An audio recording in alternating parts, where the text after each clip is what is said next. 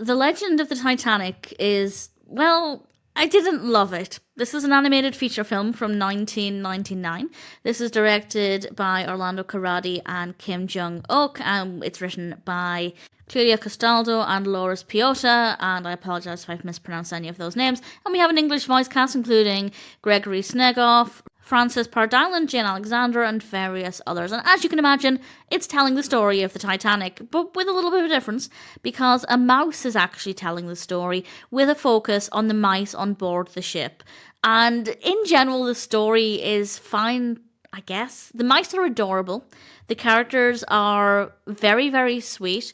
And I guess it's a more interesting way to follow the story from their perspective for young children, as I think, maybe just speaking about my own interests when I was a child, I don't know if the story would have interested me had there not been any mice in it. Certainly I didn't see anything about the Titanic until I was a teenager, watching, of course, the iconic Titanic film. So I think including the mice there would make it more appealing to younger viewers. Certainly it would have done for me.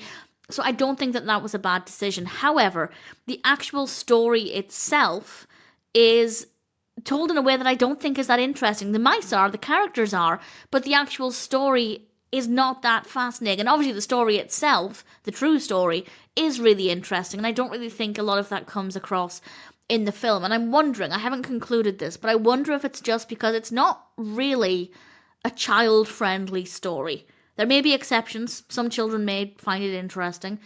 And I know that some children did watch the main feature film, but I just don't think that it's told here in a way that's that interesting. And I can't work out if it's because I don't think the story will have appeal to many young children, or if there is a way they could have told it in a way that was more fascinating.